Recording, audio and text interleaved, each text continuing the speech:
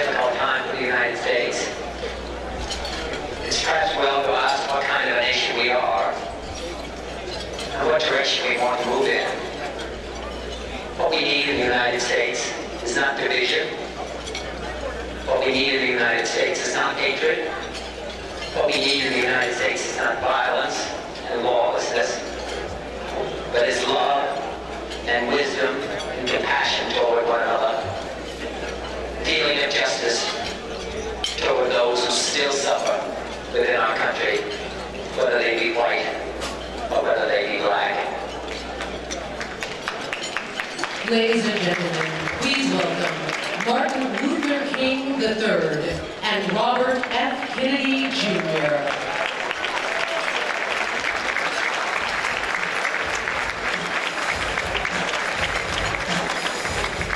Tonight,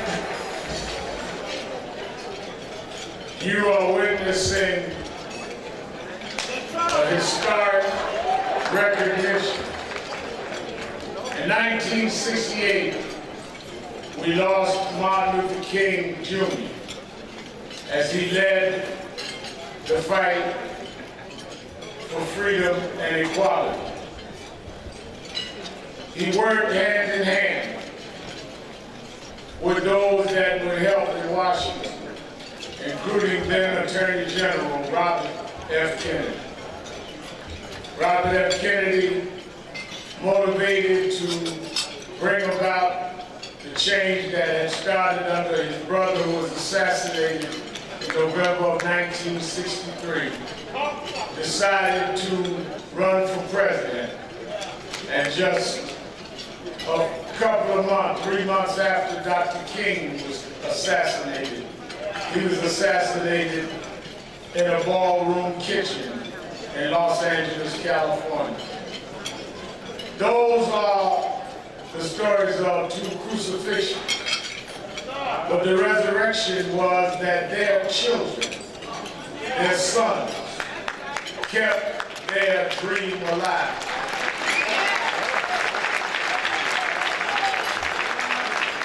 Rather than wallow in bitterness, and rather than lounge on the couches of feeling that the world owed them something, on the couches of entitlement, they kept their father's dream alive. Martin, working in civil rights, leading his father's organization, working hand and shoulder with his mother and those of us of his generation. But Robert F. Kennedy Jr., named after his father, looking at his father, could have went off and just wrote a book and been just a Kennedy son of Robert. But he dug into environmental work. He dug into work against all forms of poverty and racism and bigotry and sexism. When Roberto Ramirez and Adolfo Arion and I went to jail in the 80s, we went after Robert Kennedy. It was early one Saturday morning that I was riding to our Saturday Action Rally and heard on WINS that Robert F. Kennedy Jr. and Dennis Rivera had gone to jail protesting Navy bombings in the 80s. And I called Roberto and said, we need to do that because as many stood with us on Diallo and went to jail, we need to join what Robert Kennedy and Dennis Rivera had started. Little did I know I'd get 90 days and they got 30, but we'll leave that into history. So tonight on our 25th anniversary, I want you to witness the son of Martin Luther King Jr., honor the son of Robert Kennedy Jr., who kept their father's dream alive.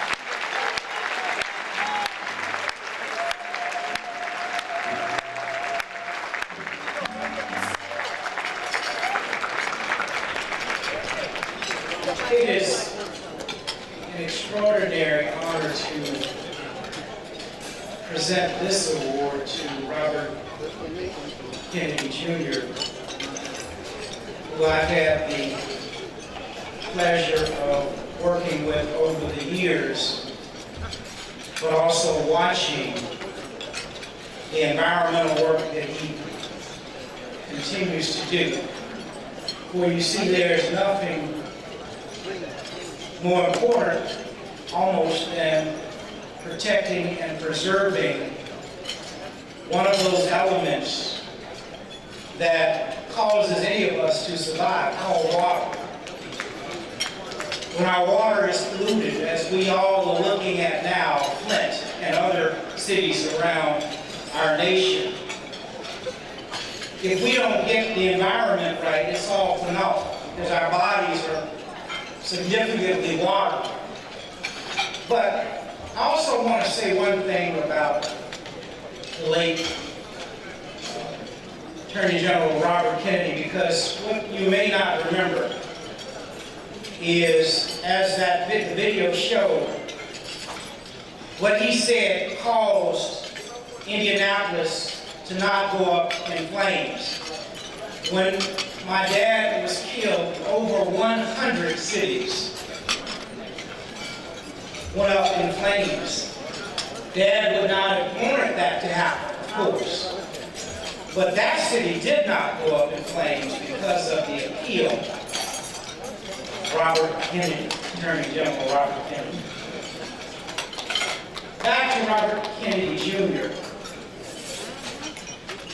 This very special night, understand what this man does all around this nation in terms of protecting and preserving the environment. And then when you understand environmental racism, because oftentimes our communities, and communities not just of color, but poor communities, are impacted the most by those who are polluters in our nation. We can and we must do better. Again, I am so honored, and I thank Reverend Sharpton for giving me this opportunity to present with him this incredible award, Robert F. Kennedy Jr.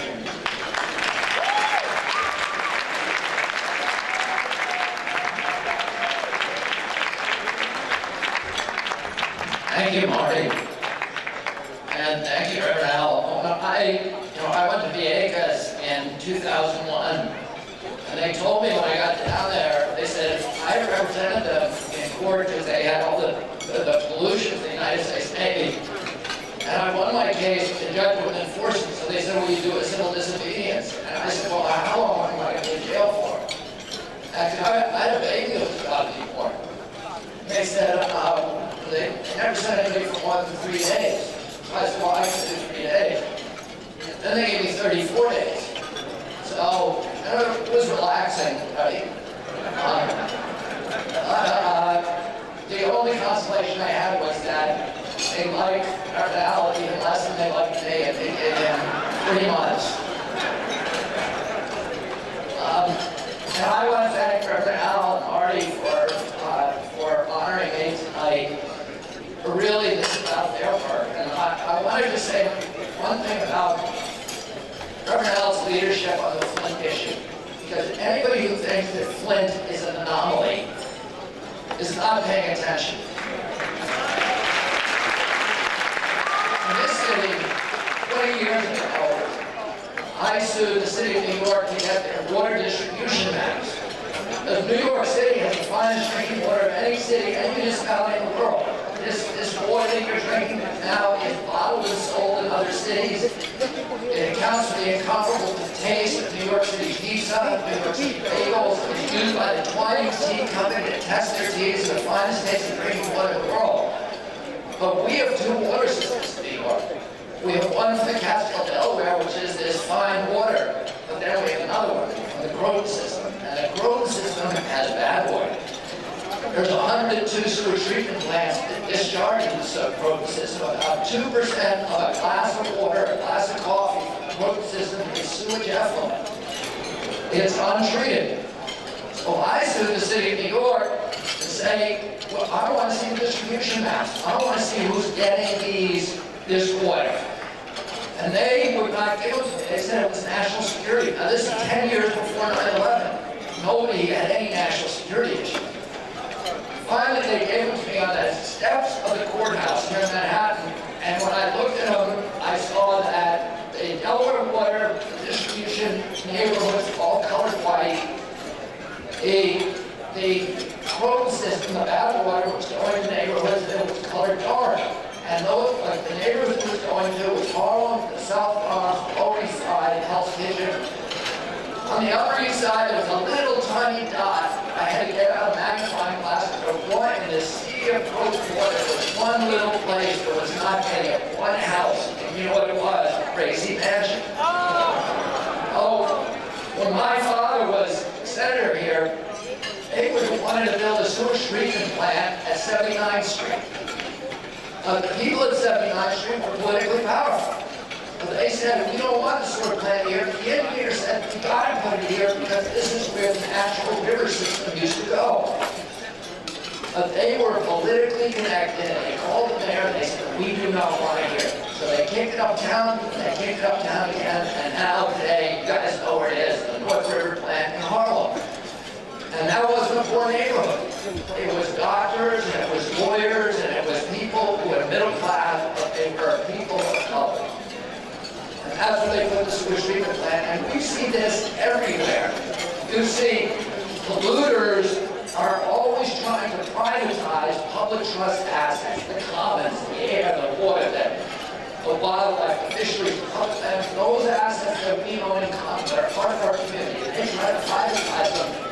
But they always pick the soft targets. And that's why pollution always sits disproportionately on the shoulders of the poor. 4 out of every 5 toxic waste dumps in America is in a black neighborhood.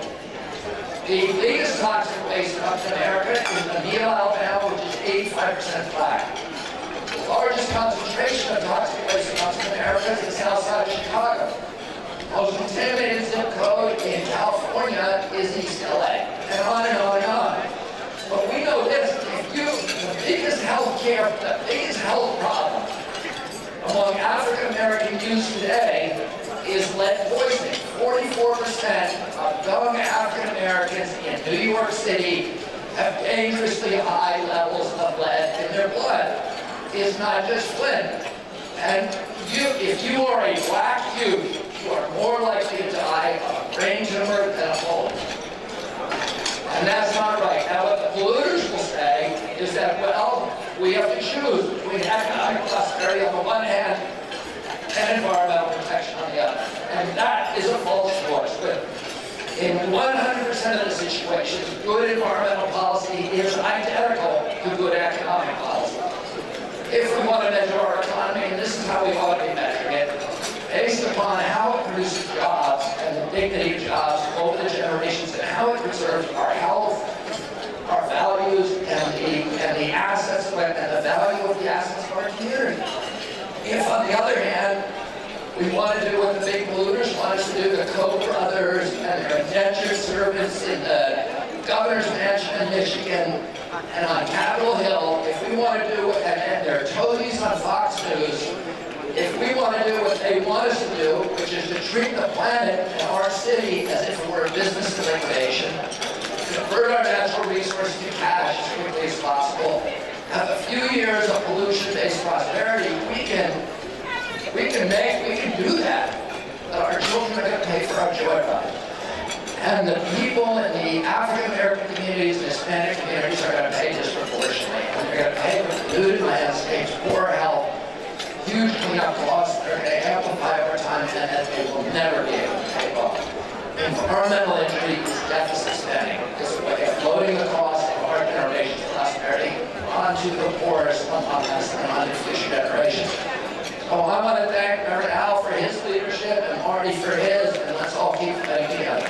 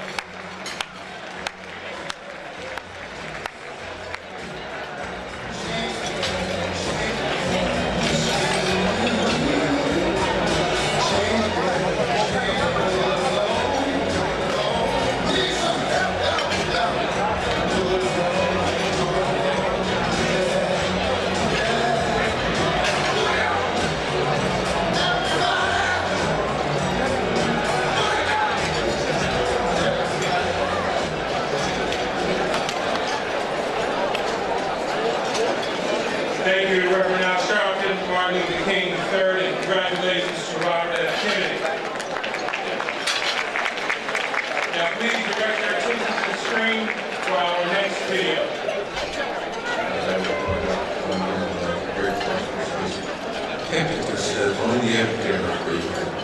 So I recognize I would be